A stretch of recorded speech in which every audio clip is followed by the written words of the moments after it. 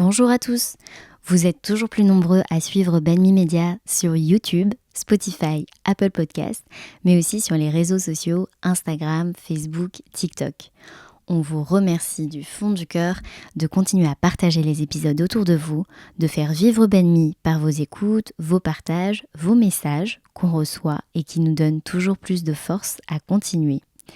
Pour continuer à soutenir le média, vous pouvez rejoindre l'association, faire un don ou commander le merch Banmi spécialement créé par notre team de créatifs et d'illustratrices. Je vous mets le lien en description. Je vous laisse sans plus attendre avec ce nouvel épisode. Banmi, c'est le podcast qui explore le mélange des cultures occidentales et asiatiques. Moi, c'est David. Pose-toi avec moi et écoute ce qu'on t'a préparé.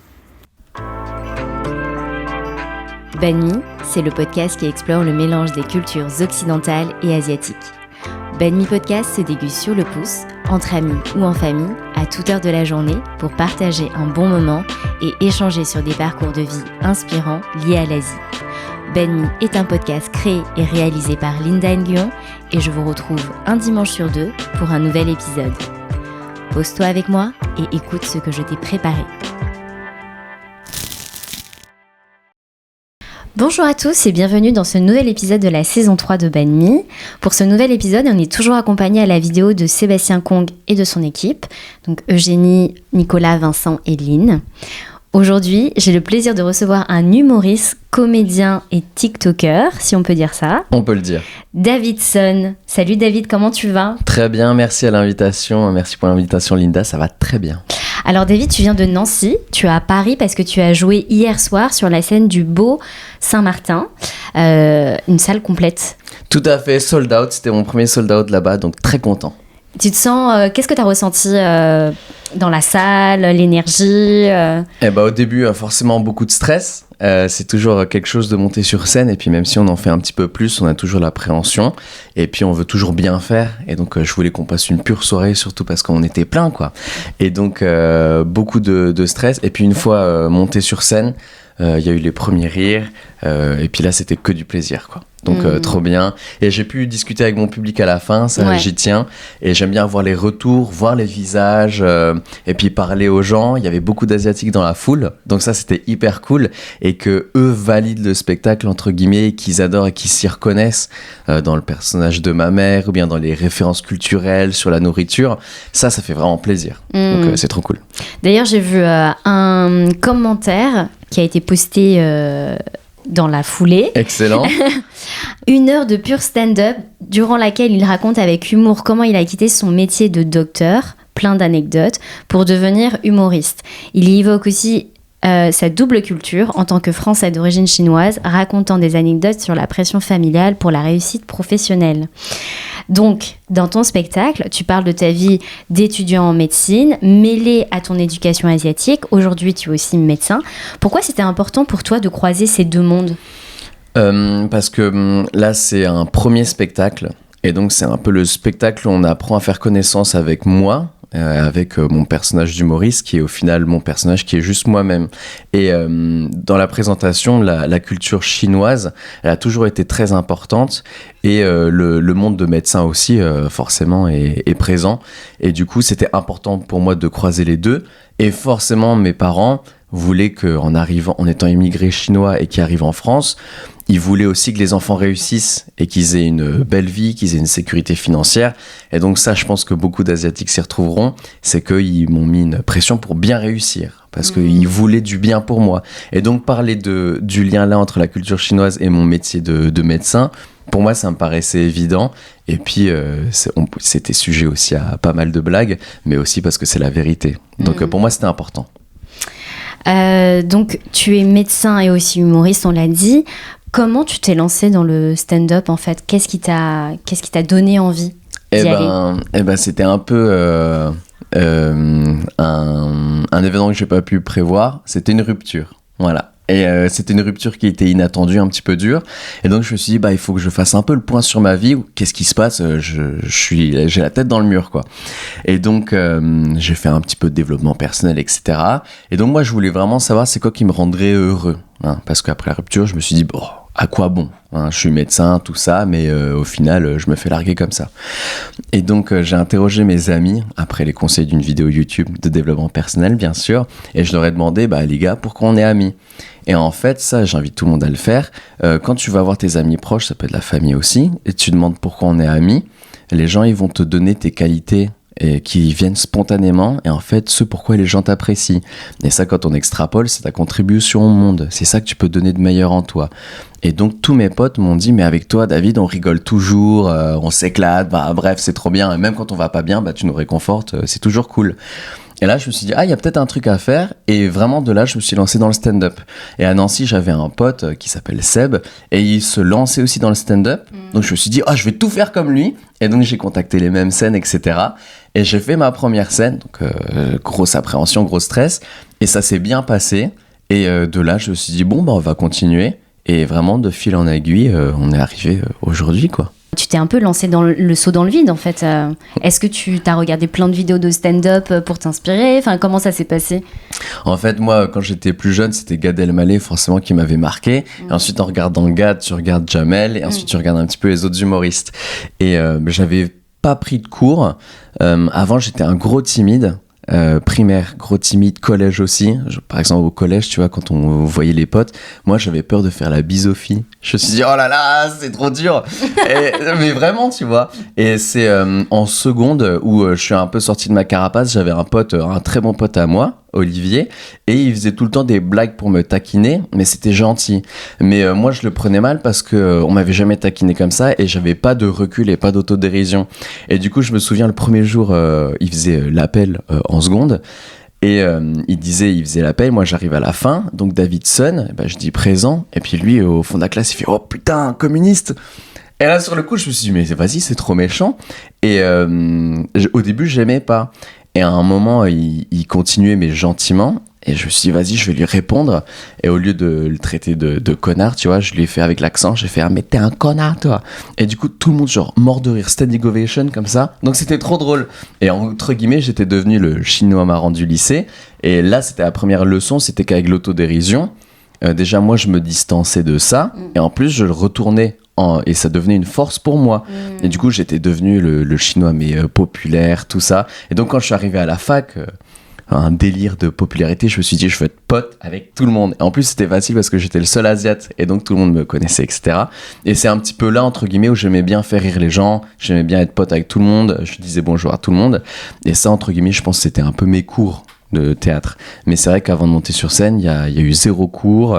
J'ai pas spécialement regardé de stand-up. Je suis allé dans un bar où je savais que j'allais jouer le mois d'après. Et j'ai regardé les gens jouer, j'étais impressionné. Mais sinon, c'est tout. Donc je suis monté sur scène et je me suis dit, j'espère que ça va le faire, quoi.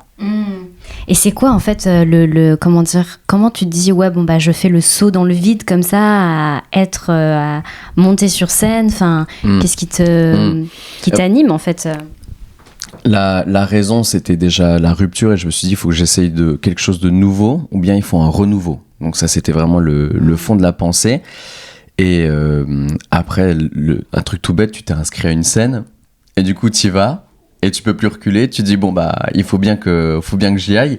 Et puis, je m'étais dit, il faut que j'essaie quelque chose de nouveau. Comme ça pourra peut-être débloquer quelque chose. Et puis, d'un côté, je me dis... quand tu essayes, et puis si tu rates, tant pis, mais au moins t'auras essayé. Mais j'étais dans une phase où il fallait que j'essaye des choses. Tu vois, je m'étais mis à la boxe avant, j'avais essayé le crossfit, j'avais fait des voyages, donc j'étais un petit peu dans une période de recherche, et puis au bout d'un moment, si tu veux un truc, t'essayes, quoi, c'est tout. Alors, t'as 200 000 abonnés sur TikTok, 100 000 sur Instagram. Comment ta vie elle a changé en fait depuis 1 an où tu t'es mis comme ça sur les réseaux, où ça a pris hyper vite en fait? C'est ça qui est rigolo, ma vie n'a absolument pas changé. Je dois toujours travailler pour gagner de l'argent, on m'arrête pas dans la rue, etc. Donc ça arrive de temps en temps, donc ça fait toujours plaisir quand tu vas au café, qu'on dit mais vous faites pas des vidéos, est-ce que je peux avoir une petite photo? Mais sinon en soi la vie n'a pas du tout changé. Je me suis juste, j'ai amassé des followers, donc ça c'est bien. Et puis je me suis rendu compte que c'est une plateforme qui est super et qui peut être un CV forcément, quand tu vas dans des scènes. Et pour moi, c'est mon exutoire. Les réseaux sociaux, c'est moi qui m'en charge. Et je fais des vidéos débiles, des vidéos, ça me traverse la tête. Et le montage, c'est vraiment fait, genre filmé sur mon iPhone, monté sur CapCut, et tout est artisanal. Et c'est un peu un exutoire, un laboratoire expérimental, mais c'est que du plaisir, quoi. Ouais. En fait, tu fais tout seul, de manière artisanale, avec les codes des réseaux, quoi. Ouais, c'est ça. Sur les réseaux, c'est 90% moi. Des fois, j'ai l'aide de Victor, mon metteur en scène, et puis qui fait aussi un petit peu du graphisme et puis de la vidéo. Donc sur des trucs un peu plus travaillés, c'est que Victor est passé par là. Mais sinon, ouais, les vidéos, tout, c'est moi, quoi. Et j'adore. Est-ce que tu sens qu'il y a un gap entre les humoristes qui se font remarquer du coup sur les réseaux sociaux et les humoristes qui les ont jamais utilisés parce que c'était pas leur génération? C'est une bonne question. Moi, je suis un nouvel humoriste, alors du coup, j'ai pas beaucoup de recul sur ça, mais c'est vrai que sur les réseaux sociaux, on peut péter du coup très vite. Et donc, avec les réseaux, tout le monde qui poste peut potentiellement péter. Moi, des témoignages que j'ai écoutés, souvent avant, c'était un passage télé qui te débloquait des choses, et du coup avant de passer à la télé il fallait que tu sois dans le milieu, que tu connaisses les gens, et donc tu as forcément plus d'expérience. Moi j'ai rencontré des humoristes de Paris qui m'ont souhaité un truc, qui m'ont dit: David, j'espère que pour toi ce sera le plus lent possible. Et moi au début je comprenais pas, et en fait effectivement c'est bien de faire ses armes, de se louper, de se rattraper, de penser que t'as tout compris et ensuite de rendre compte que t'as pas tout compris, et en fait c'est ça qui est important. Et moi je me rends juste compte que ça peut aller très vite, et moi donc j'ai pas mal de followers, mais je me rends compte qu'en tant qu'humoriste je suis encore nouveau et que j'ai encore plein de choses à apprendre. Banmi, c'est le média qui parle d'Asie et de culture asiatique. Toi David, en quoi tu es lié à l'Asie? Ah, eh ben écoute, moi je suis d'origine chinoise et cambodgienne, et du coup mes parents ils sont chinois, c'est mon père qui est chinois et cambodgien, ma mère est chinoise, et puis ils sont nés au Cambodge parce qu'ils ont fui le communisme en Chine, et donc c'est ça qui me rattache à l'Asie. Et du coup moi je suis Teochew, du coup du coin de Canton. Donc voilà, c'est mon petit CV asiatique. Et en quoi tu te sens asiatique en fait particulièrement, ou est-ce que tu as des choses liées à l'Asie qui font partie de ta construction, qui font partie de toi, mis à part le fait que tes parents viennent de là-bas? Carrément, très bonne question. Et je me suis rendu compte de ça quand j'ai été confronté du coup à la culture française de mes potes.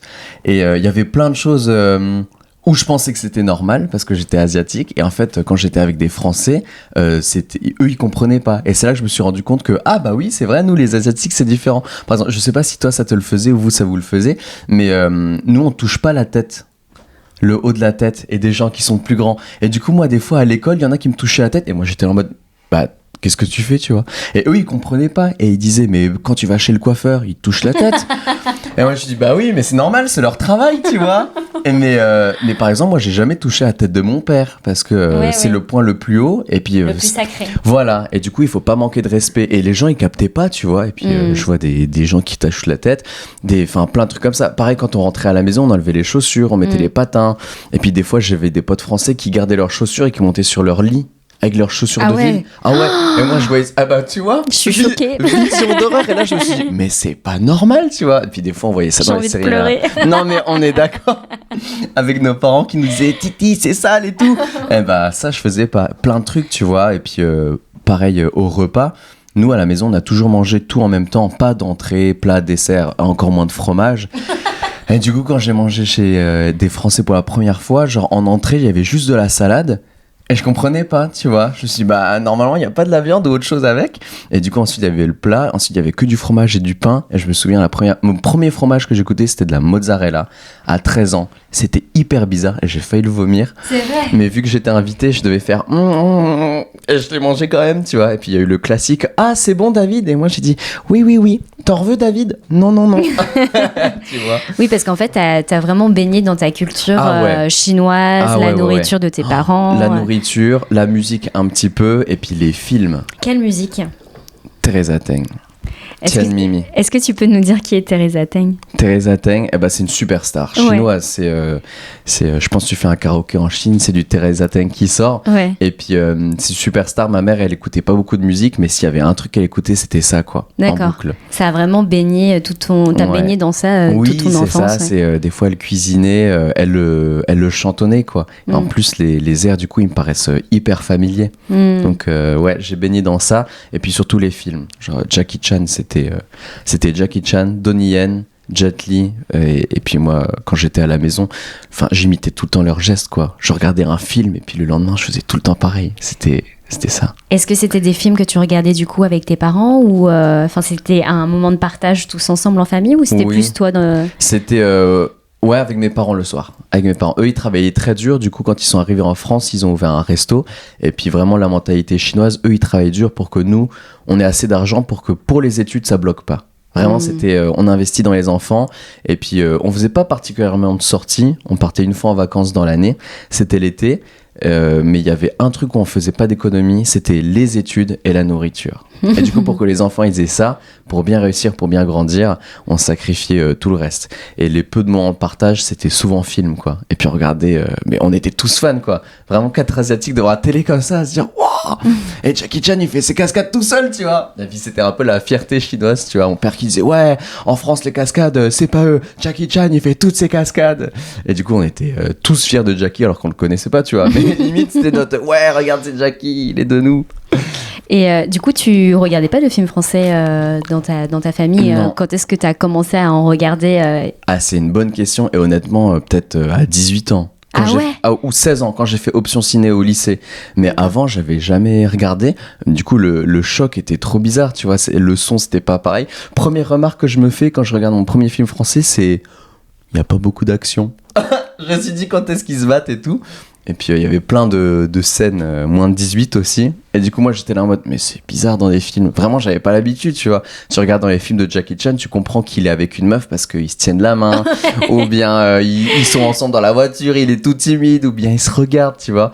Mais du coup, là, j'ai eu un petit choc, tu vois. Le choc culturel, choc culturel, où tu vois, en fait, les films français où ils sont tout de suite tout nus. Ouais, de ouf. Ouais. Et là, je me suis dit, mais c'est bizarre, ça. Oh là là. Et donc, du coup, tu regardais même pas la télé de ton côté pour regarder des films Ah non, pas particulièrement. D'accord. Non. Ok. Non, quand j'étais petit, l'écran c'était jeux vidéo. Ok. Ah ouais. Jeux vidéo. GameCube, Mario Kart, Super Smash Bros. Tekken. Direct. Ouais. Oh ouais, Tekken. Tekken 3. Voilà. Tu jouais à Tekken ? Ouais. Tu prenais qui comme personnage ? Chun-Li. Ça c'est Street Fighter, ça. Ah non, oui, c'est Street Fighter. Oh là là, je dis n'importe quoi. Délit de patience. Ils sont choqués derrière. Ils sont choqués de ouf. Vous entendez pas, mais ils sont tous partis. Hein. Ils ont tous fait. Moi, je jouais Marshall Law, l'imitation de Bruce Lee dans Tekken, direct. Ah ouais. Eh oui. Ton personnage, ok. Mon personnage. Alors moi, ce qui me touche dans ton spectacle, c'est que tu parles beaucoup de ta maman. Ah, ça te touche, c'est cool. Ouais. Et de la façon, par exemple, dont elle te dit « je t'aime ». Comment elle te dit « je t'aime » ta mère, t'en parles un moment. Ouais, elle me dit pas Titi, je t'aime, elle me dit Titi, t'as faim. Et c'est vrai que ça m'a toujours touché, c'est que déjà, elle avait un restaurant et donc elle cuisine très bien. Et elle cuisine beaucoup et c'est vrai que je remarque seulement après coup, mais pendant toute ma vie et quand je vivais chez elle, on n'a jamais mangé de plat réchauffé. Elle a toujours fait à manger. Mais toujours, même en rentrant tard du restaurant, soit elle ramenait des trucs qu'elle avait cuisinés, ou soit elle se mettait une déterre et elle cuisinait quand même, parce que c'était le point d'orgue. Et puis dans le sketch, dans mon spectacle, je le dis, l'amour de la nourriture, c'est central dans la culture chez nous les Asiatiques, et du coup ça a toujours été un langage de l'amour, c'est super réconfortant. Et puis en plus, elle, quand elle cuisine, elle va vraiment chercher les épices, elle fait son nyokmam, elle fait, je sais pas si tu connais le ngamngao. C'est les citrons fermentés que tu fais fermenter pendant 1 an. Et du coup, vraiment, on a des bocaux qui restent comme ça dans la maison pendant 1 an. Et c'est des saveurs qui sont uniques. Donc, quand je mange ça, c'est super familier. Et puis, c'est la touche de ma maman, quoi. Donc, c'est hyper important. Est-ce que ça a été facile pour toi ou naturel pour toi d'écrire sur ta mère, du coup, pour ton spectacle ? C'est venu très vite. C'est parce que déjà, au lycée, j'en rigolais beaucoup. Et puis j'adore imiter ma mère, mais derrière aussi c'est de l'amour forcément. Et puis ma mère, ça a été une figure centrale dans mon éducation, dans bien faire les choses, travailler dur. Elle m'a transmis beaucoup d'amour, un peu à la chinoise par les actes.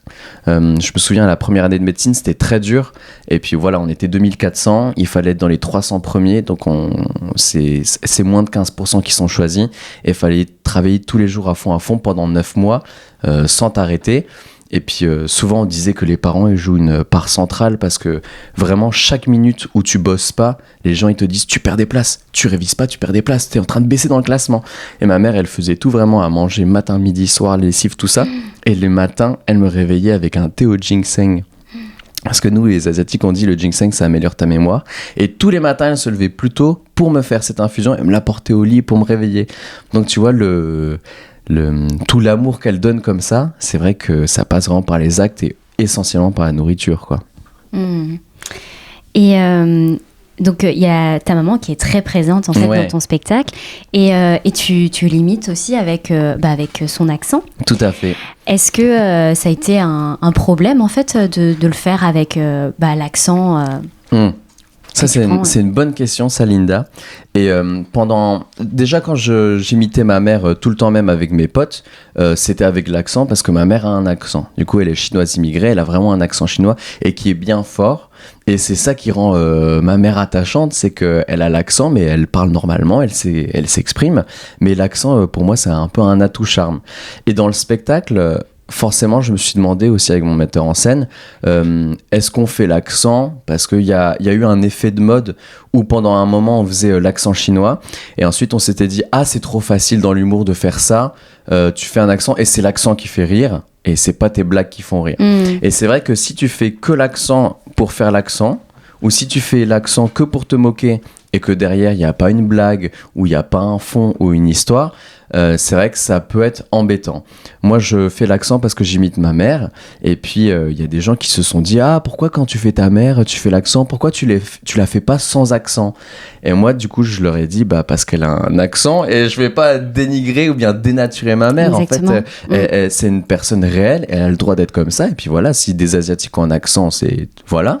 Normal, pas de problème. Pareil pour des Africains, des Marocains, etc.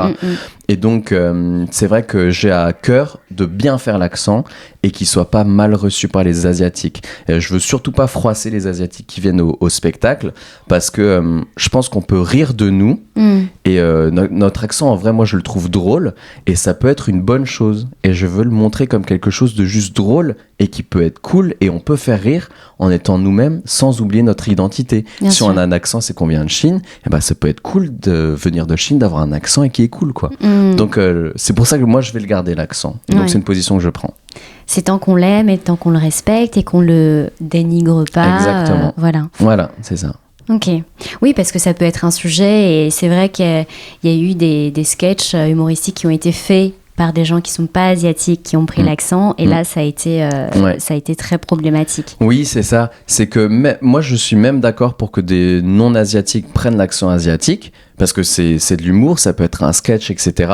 Mais tu le sens si c'est fait avec amour ou si surtout ils connaissent bien la culture. Oui. Par exemple, il y en a qui font il y avait un mec aux États-Unis qui avait fait un sketch sur les différents types d'accents asiatiques. Et puis du coup, il décrit genre le vietnamien, le thaïlandais, le chinois, etc.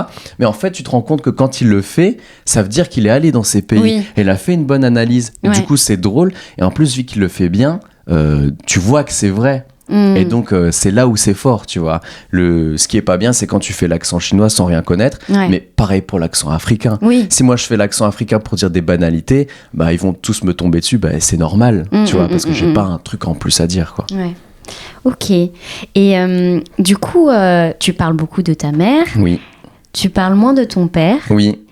Comment tes parents ont reçu du coup cette reconversion en fait ou cette double vie en fait Ils l'ont reçu à l'asiatique. C'est-à-dire quand je leur ai dit au début, je l'ai dit à ma mère, voilà, je vais faire déjà j'ai pas tout de suite dit que j'allais faire ma première scène. Ils sont venus me voir à ma deuxième scène à Nancy et quand je leur ai dit, ils l'ont plutôt bien pris au début parce qu'ils pensaient que ça allait être un hobby passagers, tu vois. Ils se sont dit, oh Titi, vous essayer un nouveau truc, c'est rigolo. Et ensuite, quand ils ont vu que je voulais en faire plus, ils ont pas compris. Ils ont dit, Titi, t'es médecin, t'as fait plein de diplômes, t'as ta thèse, en plus ça y est, t'es ostéopathe, t'es médecin du sport. Et c'est vrai que j'étais lancé pour avoir tous les diplômes, cabinet, faire plein de trucs variés. Et quand je leur ai dit le stand-up, et en plus qu'il y a un métier artistique, au début qui paye pas, et puis pour les parents asiatiques immigrés, où ils se disent le plus important c'est la sécurité, voilà, eux ils ont échappé au communisme ou la guerre, ce qui est important c'est de gagner de l'argent, avoir un foyer, et puis ramener les assiettes sur la table. Ils comprenaient pas. Mais ils sont quand même super ouverts, et donc ma mère, elle comprend, elle voit que surtout je m'épanouis, donc je pense l'amour d'une maman qui voit son fils faire un truc qu'il kiffe, elle va avec. Mon père, ça a mis un peu plus de temps, il est un peu plus en recul, tu vois, donc des fois quand j'annonce des bonnes nouvelles, par exemple, j'ai fait des premières parties récemment, je dis j'ai fait Thomas Marty, j'ai fait Anne Romanoff, et puis ma mère elle fait ah c'est bien, et puis quand je le dis à mon père, il fait ah. Fin de la réaction, tu vois. Donc forcément, mais je pense que je vais intégrer aussi mon père au prochain spectacle. Mais c'est vrai que la figure, genre le chef de famille, c'était ma maman, quoi. Et puis ça a été un petit peu la figure d'éducation. Donc forcément, c'est plus facile pour moi d'en parler, quoi. Il y a beaucoup d'humoristes aux États-Unis. Ouais. Je sais pas si tu en suis. Ah si, Jimmy O Yang. Et puis il y a aussi plein de filles. Ouais. Ronny Cheng, oui. Ronny Cheng, oh là là, il me fait mourir de rire. Un peu style agressif, j'adore, si. Et ça c'est trop bien aux States d'ailleurs, trop bien. Pourquoi tu penses qu'il y a moins d'humoristes asiatiques en France, enfin en tout cas qu'on met en valeur comparé à là-bas? C'est une bonne question. C'est une interro là, j'aurais dû réviser. Non, c'est une bonne question. Je pense déjà par rapport aux États-Unis, on a un peu de retard. Enfin, c'est pas du retard, c'est pas péjoratif, c'est que ça s'est plus développé là-bas. Et nous, maintenant, ça vient bien chez nous. Et je pense que aussi il y a plus d'immigrés chinois aux États-Unis, je pense aussi. Et tu vois, il y a beaucoup de Chinatown qui sont développés dans plein de villes. Et puis t'as des grosses communautés, des grosses diasporas. Et donc c'est un peu plus représenté, je pense. Mais j'ai espoir parce que ça commence à venir aussi chez nous, tu vois, qu'il y ait des percées. Qu'est-ce qu'on a fait au bon Dieu, mais quand on a vu Frédéric Shaw sur le film, il joue un personnage qui représente forcément un peu des fois des clichés, mais moi j'étais content de voir Frédéric Shaw au cinéma. Je me suis dit ah trop bien, en plus c'est un THU et du coup vu que je suis aussi THU, mais c'était cool de voir des asiatiques au cinéma, etc. Et c'est vrai que quand aux États-Unis ils ont fait genre Crazy Rich Asian, casting full asiat et tout, bah là c'est trop bien, tu vois, de nous voir sur le grand écran. Mais je pense que c'est juste un délai et que ça va arriver en France. Donc sur ça va, j'ai plein d'espoir. Et qu'est-ce que tu aimes le plus en fait dans toutes tes activités, parce que tu es en même temps médecin, tu fais des vidéos TikTok, tu es sur scène, tu voyages. Comment est-ce que tu arrives à mener cette vie qui est très dense? Beaucoup de café, hein, je dors un peu moins, beaucoup de travail, beaucoup de café. C'est un peu une gymnastique parce que du coup moi je remplace dans un cabinet et puis le planning change tous les mois, donc des fois je peux autant bosser juste lundi, mardi, mercredi que faire tout un week-end, un vendredi, samedi, dimanche, lundi. Et donc ça c'est une petite gymnastique, déjà le cabinet, ensuite il y a le stand-up, ensuite c'est vrai l'écriture du spectacle et ensuite t'as les vidéos et puis à côté je fais du sport, il y a la famille, les amis. Il y a plein de plaisirs qui sont complètement différents. Pour le moment, je fais encore les deux. Donc médecin et humoriste. Et pour le moment, je compte faire les deux encore. Et il y a plein de plaisirs et de gratifications qui sont différentes. Donc déjà par rapport au stress. Le stress de la scène, il est très grand. Souvent, il est plus intense que le stress au cabinet. Parce que je me dis, je vais avoir les gens en face de moi. Et si je me bide, je vais le voir. Et puis s'ils rigolent pas, bah, je vais le prendre personnellement. Et puis s'ils aiment pas, c'est que vraiment, moi, mon histoire de vie ou ma manière de la raconter, ils aiment pas. Mais le stress au cabinet, il est différent. Parce que c'est un stress pro. Et je me dis, sur scène, si je bide, bah, y a que moi qui en souffre. Au cabinet, si je fais une erreur médicale, c'est quand même beaucoup plus gênant. Et donc, c'est une gymnastique à faire entre les deux, mais c'est à prendre au sérieux. Et les bonheurs, bah, le bonheur de la scène, forcément, il arrive plus souvent parce que souvent il y a les applaudissements, les gens viennent remercier. Au cabinet, on ne remercie pas forcément. Voilà, les gens, ils ont attendu, donc déjà, ils te disent bonjour à moitié, ils sont pas contents, blablabla, il me faut des antibiotiques. Voilà. Mais des fois, quand on voit qu'au cabinet, on revoit des mamans qui avaient un enfant qui allait plus bien, et puis on a fait le bon diagnostic, et puis ils se rendent compte que ça y est, l'enfant va mieux. Ça arrive pas souvent, mais c'est super gratifiant, et c'est complètement différent du stand-up, mais c'est quand même à prendre. Donc, il y a énormément de variétés. Et c'est très différent les deux métiers que je fais, mais je les fais encore avec plaisir tous les deux, quoi. On voit sur scène que tu explores plusieurs personnages. Qu'est-ce que tu aimes bien dans ces différentes facettes que tu veux dévoiler par rapport et incarner différents personnages comme ça? C'est vrai que j'aime bien incarner des personnages, des animaux aussi. Je fais des animaux. Je sais pas, j'aime bien jouer et puis moi je suis un peu intéressé par les humains et puis j'aime bien voir la réaction des gens, comment les gens parlent, comment ils réagissent dans les contextes sociaux. Quand je suis en soirée, des fois je regarde les gens mais je suis passionné. J'ai mon verre, je parle à personne pendant une demi-heure mais j'adore regarder les gens. Et aussi ce qui est bien au cabinet, du coup, tout le monde vient nous voir, que ce soit des jeunes, des vieux, des riches, des pauvres, des familles, des malades d'organes, des malades psychiatriques. Et en fait, c'est très varié. Et j'aime bien ça parce qu'on voit tout sans filtre, en fait. Donc tu peux voir tout le monde. Et puis à l'hôpital, tout le monde est à peu près égal. Enfin, ils sont tous égaux, donc ils sont égaux dans la maladie. La maladie, ça choisit pas, donc tu peux être malade. Et c'est quand même une vision d'ensemble et qui est importante et qui ramène quand même à la réalité, quoi. Donc c'est édifiant. Tu dis dans ton spectacle, moi, ma mission de vie, c'est de faire rire les gens. Ouais. Pourquoi tu penses que le rire, c'est important? Pourquoi tu penses que c'est ta mission de vie? Parce que déjà, je pense que c'est une chose que je fais tout le temps naturellement, que je cherche à faire, et quand je le fais, j'adore. C'est vraiment parce que c'est venu naturellement, et pendant un moment, j'ai essayé de plus l'expliquer, mais en fait, je pense qu'il faut juste se tenir à l'explication, au feeling que j'adore faire ça. Et c'est tout le temps, et c'est ce qui me procure le plus de bonheur. Alors, est-ce que c'est la meilleure thérapie, le rire? Je sais pas, mais moi, c'est mon activité favorite. Donc, je vais continuer, et puis c'est le feeling, quoi, tu vois. Et physiologiquement aussi, ça provoque... Ah oui. Est-ce que tu peux nous expliquer la partie scientifique? Ouais, la partie scientifique. Aïe, aïe, aïe, excellent. Alors, petite conférence. Attention, c'est parti. On est parti pour une demi-heure. Non, le rire, du coup... alors, physiologiquement, qu'est-ce que c'est? C'est un spasme du diaphragme et des muscles abdominaux, voilà, qui provoque une expiration rythmée de le pourquoi du comment, honnêtement, ça c'est une vraie question de médecine. Pourquoi on rigole et on rigole comme ça? On sait pas trop. Et en fait, il y a des études ou bien des hypothèses qui disent que le rire, c'était un signal quand on était un peu encore primate pour montrer de la sympathie.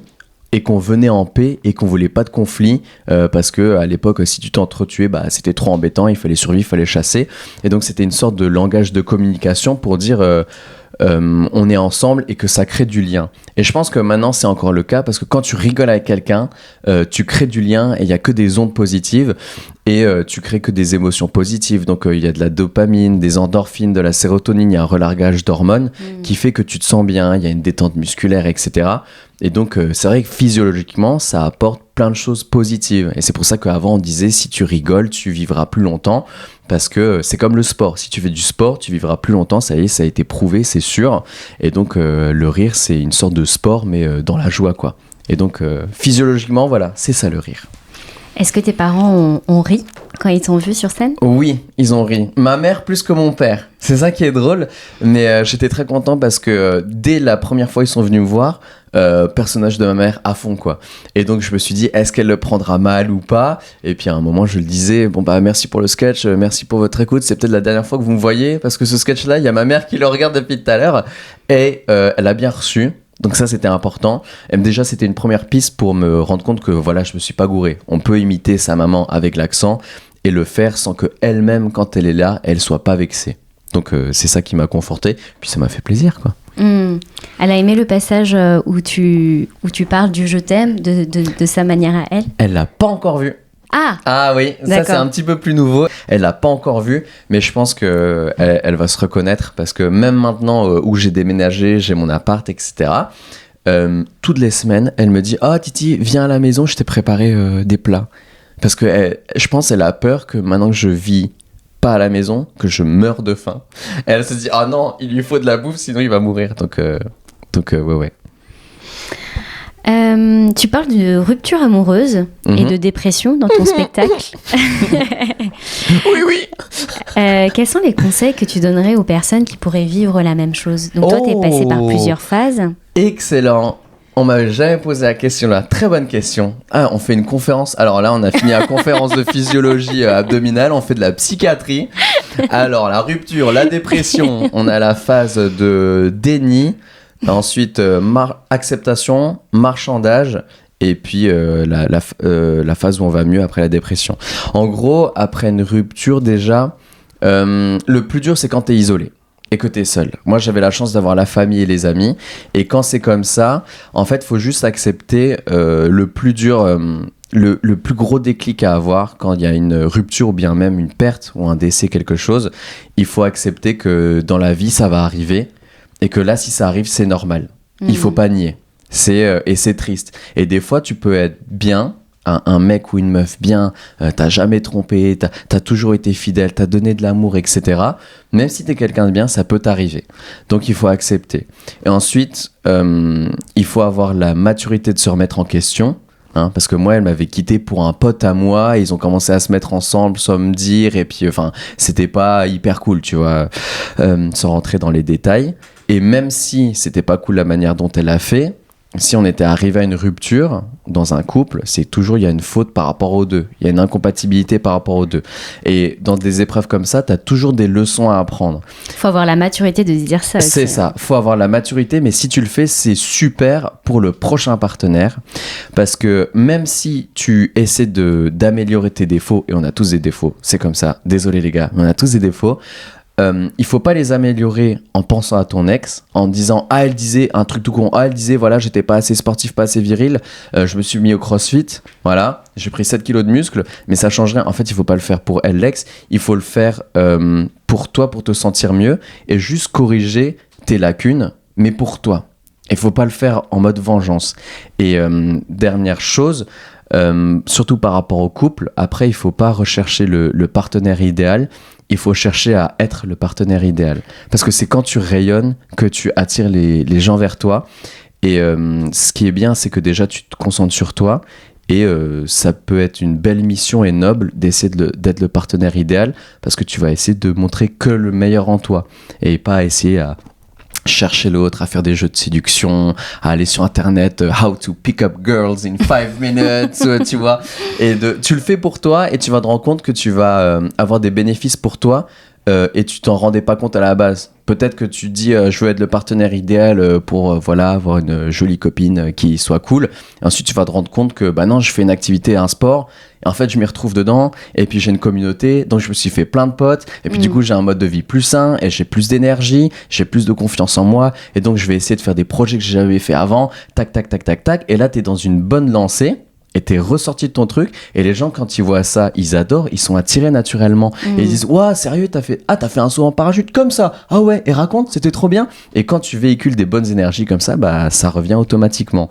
Donc je pense, focalisez sur vous, entourez-vous, parlez-en, que ce soit médecin, psy, pote, parlez-en, si on n'évacue pas, au lieu d'exprimer, ça s'imprime, et donc ça pèse. D'accord. Donc il faut en parler, et ensuite faut pas désespérer, et il n'y a pas de règle de temps. Il y en a qui s'en remettent en 3 semaines, il y en a ça met 5 ans. Mais faut pas perdre espoir, et puis il faut pas faire de bêtises. Il y en a qui pensent au suicide, et puis j'en profite pour le dire, il y en a qui pensent au suicide, mais le problème c'est forcément, ça paraît évident, mais c'est irréparable, et on n'a qu'une vie, et on sait pas ce qui nous réserve si on se suicide pas. Donc il faut pas faire l'irréparable, il faut en parler, et il y a toujours quelque chose à récupérer derrière. Donc voilà. Bravo. Merci. Ça fera 25 € pour la téléconsultation. Je sais pas combien il y a d'auditeurs, mais... Chacun d'entre vous, on voilà, vous verse c'est ça. 25... Je fais tir payant. Mais non, c'est impressionnant de voir cette maturité et puis de voir toutes les facettes en fait que tu as, David, de non seulement être médecin, humoriste et en même temps avoir cette faculté de te remettre en question et de pouvoir aussi transmettre un peu de ce que tu as appris en développement personnel. Ah ben merci. Et sans compter le fait que tu sois pianiste, chanteur de karaoké. Ouais, c'est ça. Champion de ping-pong. Ouais, champion de Lorraine ping-pong catégorie poussin. Ma tête, elle dépassait de ça de la table de ping-pong. J'ai envoyé des coups droits, des top spins. C'est un peu le cousin qu'on déteste tous dans les familles asiatiques. celui dont nos mères, dont nos parents nous disent « Mais pourquoi tu n'es pas comme David ?» Désolé. Mais j'ai quand même entendu, il y a un asiatique qui est militaire, docteur et astronaute. Ok, lui il dort pas. Lui il dort pas. Ouais. Et puis on nous compare toujours à lui, tu vois. Donc voilà, je suis pas le pire. Quels seraient tes projets pour t'épanouir encore plus en 2024 ? Je pense que c'est perfectionner la scène parce que c'est une belle discipline où il faut apprendre. Déjà, il y a de la rigueur dans la scène. Si tu veux progresser et faire un beau spectacle et performer, il faut travailler régulièrement. Il faut affronter ses peurs, la peur du public, la peur d'une nouvelle blague. Ensuite, il faut affronter les déceptions. Quand t'as fait une scène où t'as pas été à la hauteur de ce que tu voulais donner, et du coup il faut se remettre en question, faut être mature, faut se dire peut-être que ça je l'ai pas bien fait, peut-être que la veille j'aurais dû travailler, j'aurais pas dû me coucher à 2h du matin, etc. Donc c'est une belle discipline qui est complète, et je sais que dans la vie tu peux mettre ton énergie dans que les choses où tu mets la priorité, donc t'as pas des ressources d'énergie illimitées, c'est limité, et donc je vais déjà faire ça. C'est le projet number one, c'est la scène, le one man show, Davidson stand-up, et on va voir déjà là où ça m'amène, mais il faut avoir l'humilité de se dire, faut déjà que je fasse ça à fond, et c'est seulement quand ce sera bien que je pourrai envisager autre chose, tu vois. Je me dis, j'ai encore du public à conquérir et des choses à prouver. Fais-le bien déjà, David, et ensuite on parlera, quoi. Banh mi, c'est le nom du podcast. Est-ce que tu manges des banh mi ? J'adore les banh mi. Ouais. J'adore les banh mi. C'est quoi ton banh mi préféré ? Il y a poulet quoi dedans ? saté. Poulet saté. Poulet saté direct, avec une petite sauce cacahuète. Je suis vendu. Et toi, Linda ? Et moi, mon banh mi préféré, c'est le spécial maison, tu vois, un classique, tranche de porc laqué, tranche de cha, concombre bien croquant, coriandre, carotte. Petit piment, magie, mayo. Ah, petit piment. T'es team piment. Team D'accord. piment. Ok. On aime bien ça. Ok, moi je suis pas team piment. Ouais. Toi, c'est difficile. Ah ouais, sur ça. Ah ouais. Et d'ailleurs, c'est drôle, je sais pas si c'est tous les Asiatiques ça, mais quand t'es asiatique et que tu manges pas pimenté, les autres ils se moquent de toi parce que tu sais pas manger pimenté. Ça le fait ou pas ? Moi, à chaque fois, la famille dit Titi, c'est celui qui mange le moins pimenté à la maison. Et j'ai l'impression, je suis le vilain canard, tu vois. On t'a trouvé un défaut. Ouais, voilà. Je sais pas manger pimenté. Ah non, j'aime pas. Après, tu sens plus ta bouche après. Non, mais ça relève, ça met du piment dans ta vie. Ouais. Oh, joli. Et si la vie était un sandwich, tu sais, un sandwich, t'as plein d'ingrédients.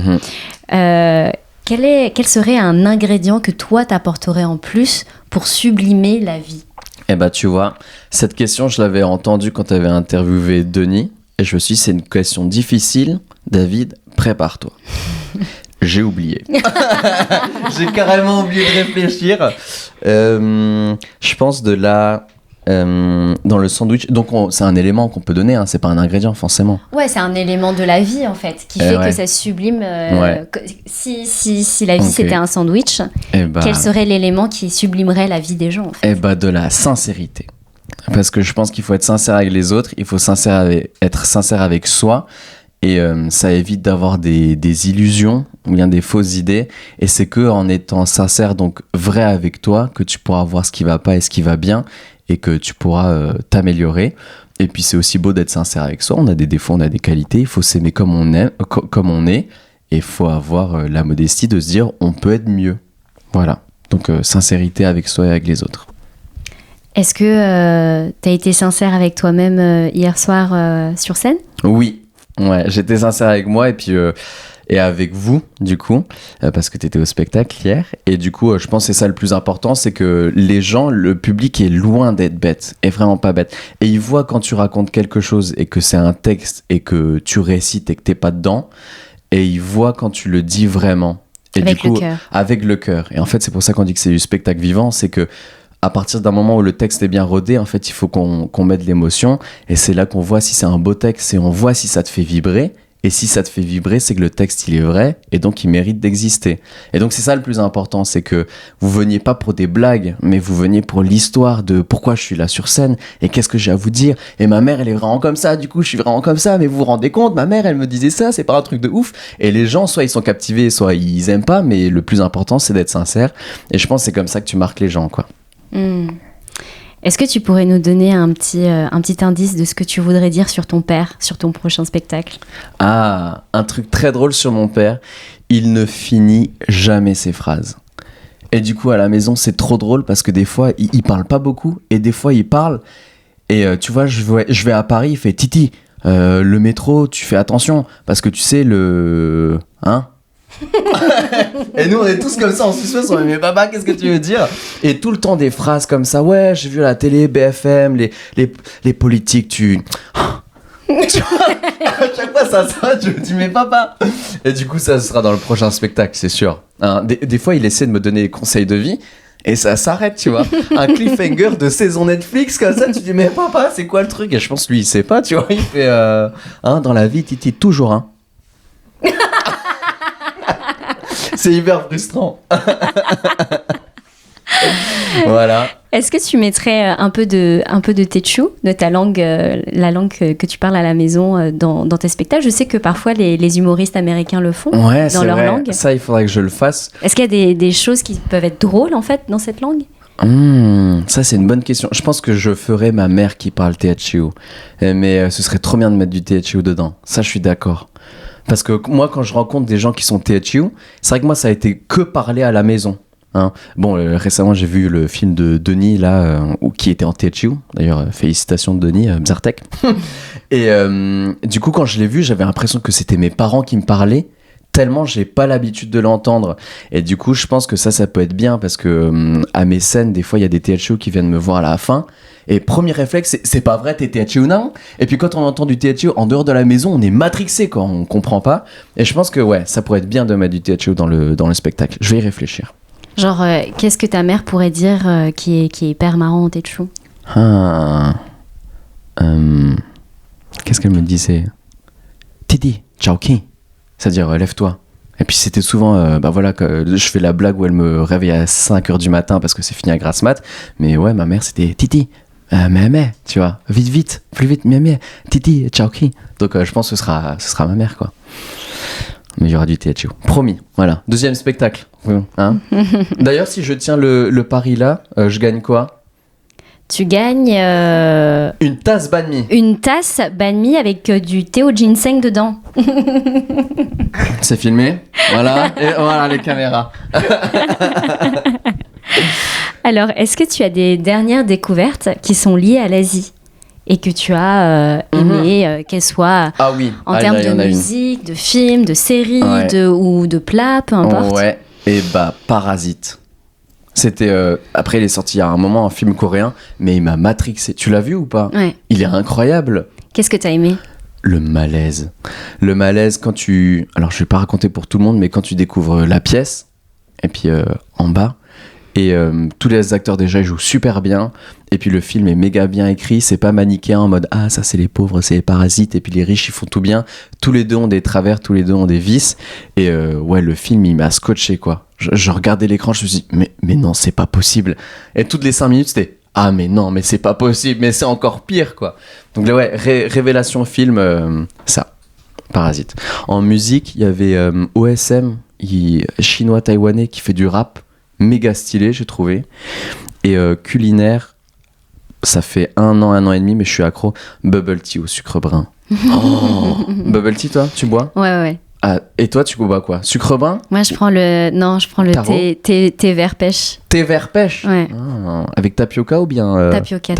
Ok, les vrais prennent tapioca. Les OG prennent tapioca. Ouais. Et les OG. Ouais, donc ça, c'est bubble tea. Et je crois que c'est tout, hein. Et en vêtements Uniqlo, c'est japonais. Ouais, c'est ça. Ouais. Tu vas sortir tous les trucs. Ah ouais, ça y est. Je cherche des sponsors, donc et puis Banh Mi aussi, filer un coup de main.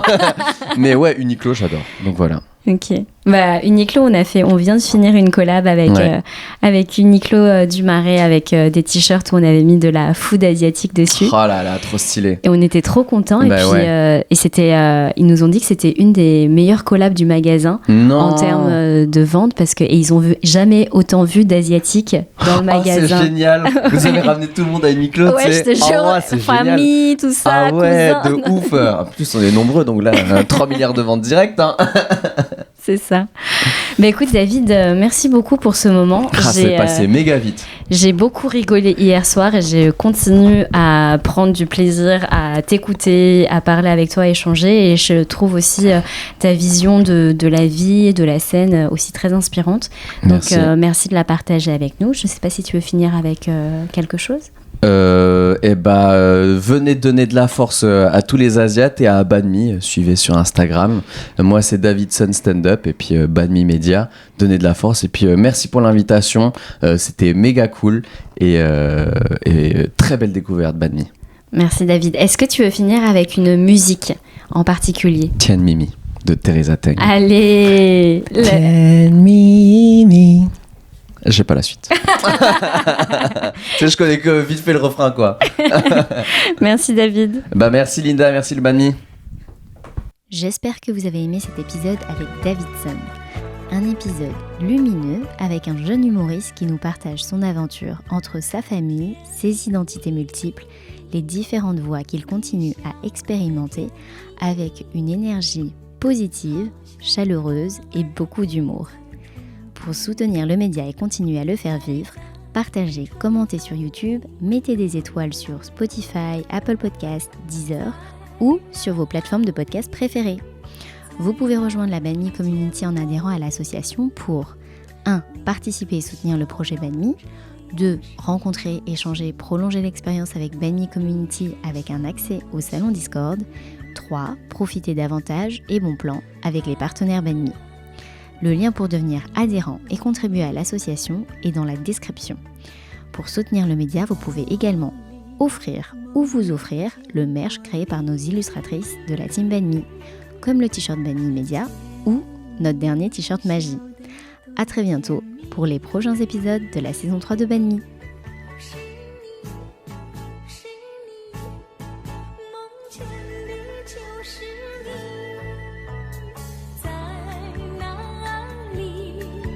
在哪里见过你？